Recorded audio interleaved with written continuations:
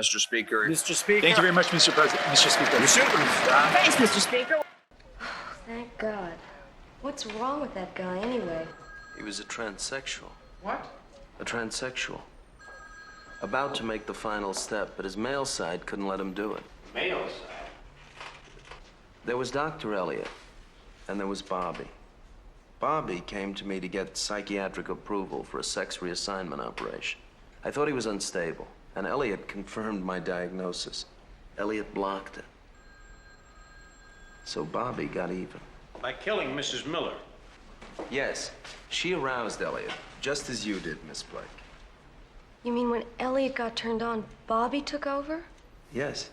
It was like Bobby's red alert. So, what's gonna happen to Elliot?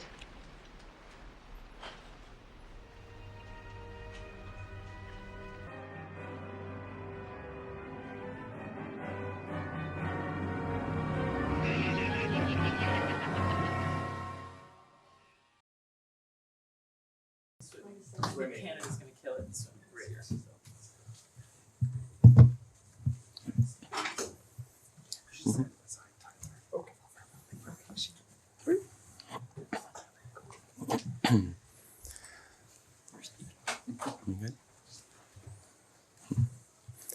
Greetings. My name is Faye Johnstone, and I'm the Executive Director of the Society of Queer Momentum. We are a national queer advocacy organization founded to accelerate social and gender justice for 2SSLGBTQIA+ people in Canada. I want to begin by sharing my appreciation to Senator McBean and Senator Cormier for supporting our presence at this podium today, and more broadly, thanking the Canadian Pride Caucus and allied parliamentarians for continuing to listen to and uplift the voices of queer and trans communities in both the House of Commons and in the Senate. Now, on to the purpose of our time together today. Over the last 4 years, we've seen a tidal shift on 2SLGBTQIA+ issues in Canada.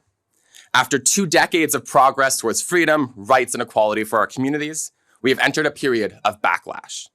Far-right activists, aided by certain politicians, and a powerful anti-LGBT lobby are spreading disinformation, sowing division, and normalizing hate using a radical agenda developed in Florida and Texas.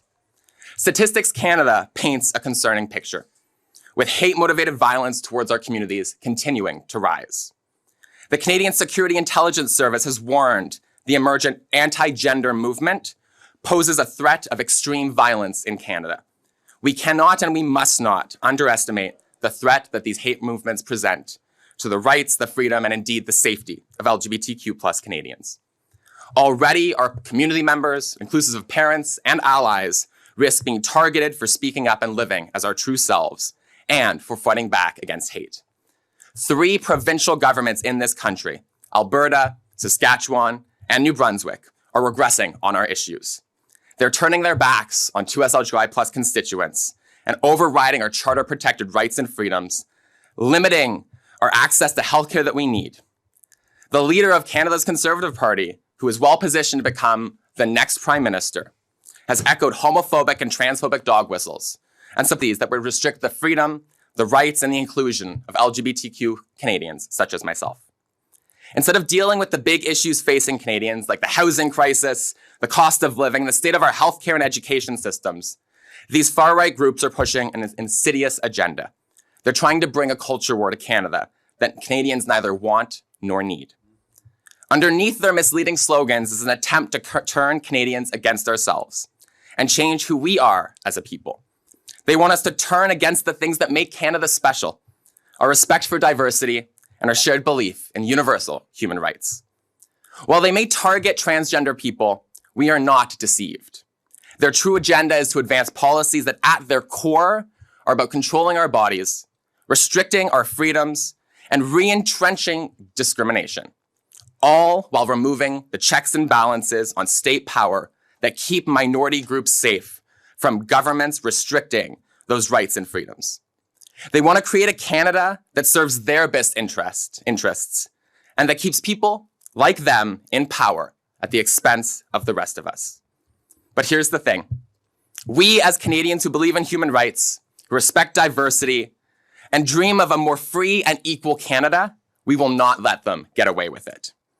Our communities are defiant in the face of hate, and our movements inclusive of feminist groups, labor groups, anti-racist groups, and all Canadians who believe in a more free and equal future are speaking up. In the face of adversity and in the face of regression, we are drawing a line in the sand alongside thousands of people across this country. That's why, in response to the shifting social and political environment, we are launching the largest national 2SLGBTQIA+ advocacy campaign that this country has seen in over 20 years. From May 11th to 17th, we are leading a national Rainbow Week of Action, featuring 18 rallies in big cities and small towns all across this country, and dozens of related events. Together with workers, with parents, with feminists, and everyday Canadians who believe in freedom and equality, we are taking to the streets and speaking our truth to power. My call to action for governments and politicians and our movement's demand is for these politicians, these governments, to reject hate and advance rainbow equality. Because in fact, a more free and equal Canada is a better Canada for all of us. We are calling on those in this building, on this hill, and in legislatures across this country to speak up with us, to join a rally in their community, and to do whatever they can to defend a more free and equal Canada, to advance rainbow equality and support the inclusion of 2S LGBTQI+ people in every part of our society.